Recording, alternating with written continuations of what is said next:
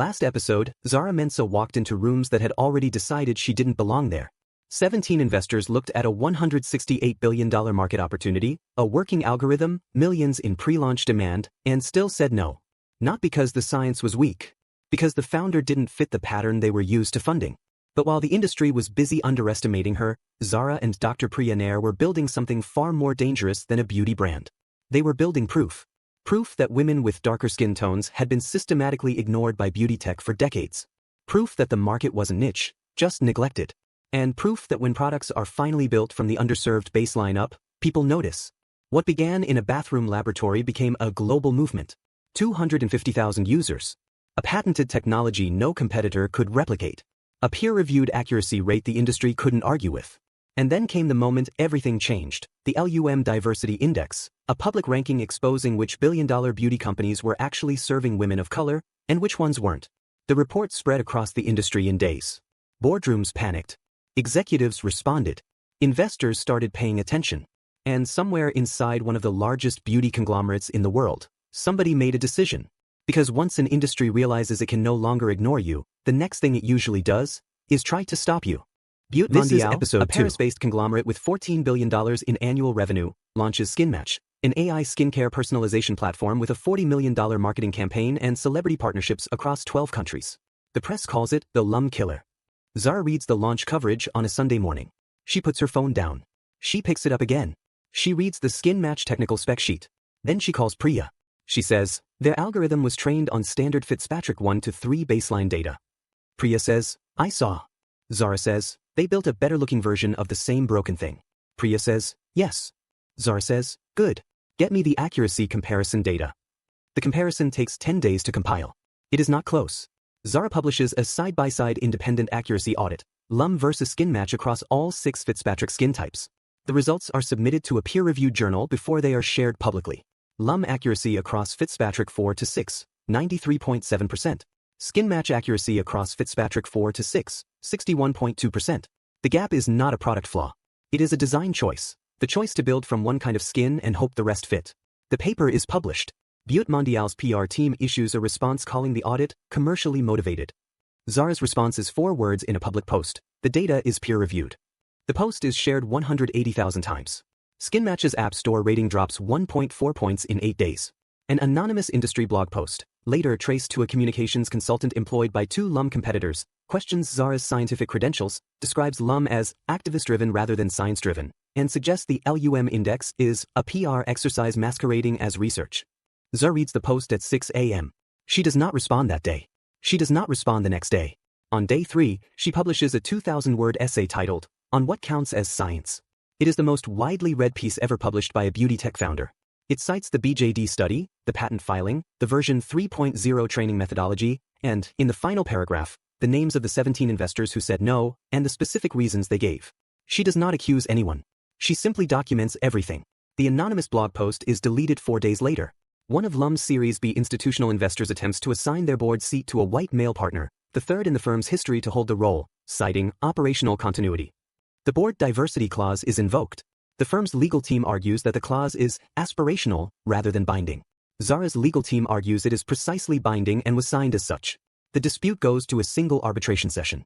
The arbitrator reads the clause, reads the term sheet, reads the signatures. The session lasts 40 minutes. The ruling, the clause is binding. The firm reassigns the seat to a senior partner who has been waiting for a board appointment for 4 years. Her name is Chidinma Obi. She is the best hire Zara has never made, because the system had been keeping her out. Zara Mensah collapses with exhaustion during an internal product review. Her doctor diagnoses burnout. She takes 3 weeks away from the company. This is the hardest decision she has made. She tells her team the truth. I pushed past every signal my body sent me because I thought stopping was a luxury I couldn't afford.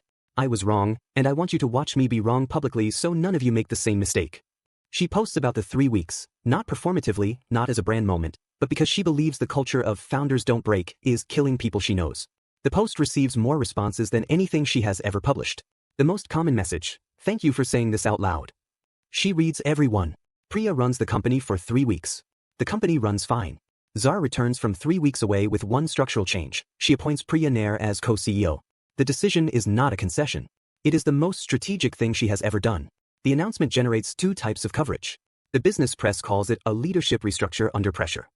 The founder community calls it the most honest succession move in startup culture this year. Zara's own framing in the internal announcement: Priya has been running half this company since day one. Giving her the title is not a change. It's an acknowledgement of what was already true. 3 board members say privately it is the decision that most convinced them LUME would last. LUME closes a £95 million Series C, post-money valuation, £480 million. Every lead investor at the Series C term sheet meeting is a woman. The room has changed. Ingrid Halvorsen, the Series A managing partner who waited 8 months to invest, leads the round. Funmaleo Okafor, the angel who wrote the first check of £400,000, participates in the Series C alongside institutional funds. Chidinma Obi, the board member who got her seat through the diversity clause, seconds the motion to approve the round. Zara sits at the head of the table. She thinks of the first pitch meeting, 11 people, none of them like her. She says nothing about it. She doesn't need to. The room is the statement. Zara launches the LUMÄ Fellowship, 10 fully funded 2-year development grants for women of color in beauty tech, biochemistry, and consumer AI. The fellowship receives 4,200 applications in its first month. The first cohort of 10 fellows are selected not by academic record but by a single criterion Zara designs herself, demonstrated evidence of seeing something everyone else had decided not to look at. The phrase comes from her own hiring interviews. 3 of the 10 fellows are from Nigeria. 1 is from a Lagos university with no formal venture ecosystem. She is 20 years old. Her fellowship proposal is a skin microbiome algorithm for humid tropical climates, a problem nobody has filed a patent for yet. Zara reads her application twice. She writes in the margin, "This is the next one." But Mondial, the conglomerate that launched SkinMatch, contacts Zara with an acquisition offer, £1.2 billion for full acquisition of LUME and its patent portfolio. She reads the offer on a Tuesday. She calls Priya, then Funmi, then Ingrid, then Chidinma. She takes 7 days. On the 8th day she sends one email. It is 3 sentences: "Thank you for the offer. LUME is not for sale. When you are ready to license the algorithm for use on SkinMatch, at a price that reflects the true value of the science and the community it serves, we are willing to talk." The reply from Butte Mondial takes 4 days. It begins, "We'd like to understand your licensing terms." LUME closes its Series D at a post-money valuation of £1.02 billion. Zara Mensah is 26 years old. She is the youngest black female founder to build a beauty tech unicorn. She is the first. The announcement breaks on a Wednesday morning. Her phone does not stop for 6 hours. The message she reads first is not from an investor or a journalist. It is from a 20-year-old woman in Accra who has been using LUME for 18 months and writes, "I cried when I saw your product work on my skin the first time because I'd never seen a technology look at me and understand what it saw. Thank you for building it." Zara reads it at her desk. She closes her office door. She gives herself 5 minutes. Then she opens the door. There is a great deal of work to do. The LUME Diversity Index Year 3 report is published. Of the original 41 companies scoring below 40, 23 have improved their score. 11 have crossed 60. 4 have restructured their R&D investment baseline to include Fitzpatrick 4 to 6 as primary data. No company changed because LUME shamed them. Companies changed because LUME made the cost of not changing visible, and then made the value of changing commercially undeniable. The index is now cited in ESG investor assessments across 3 continents. 2 government cosmetics regulatory bodies reference it in updated consumer protection frameworks. Zara's summary at the Year 3 launch: "We didn't ask the industry to change. We showed them what change looked like, measured it annually, and let the market decide."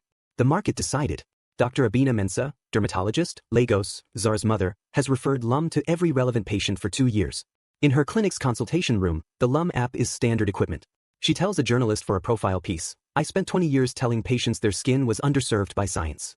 I have spent the last 2 years telling them the science caught up. It caught up because my daughter refused to accept that it couldn't." She pauses. She says, "I should say, because my daughter and Dr. Nair. I should always say both names."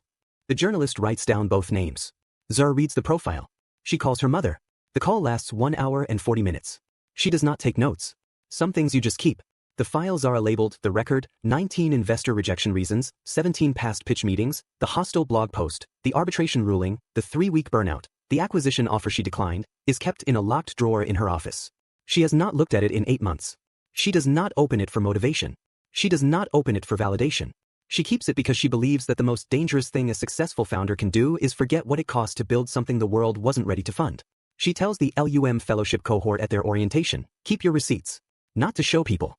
To remember, on the days when this feels easy, that it was not always easy.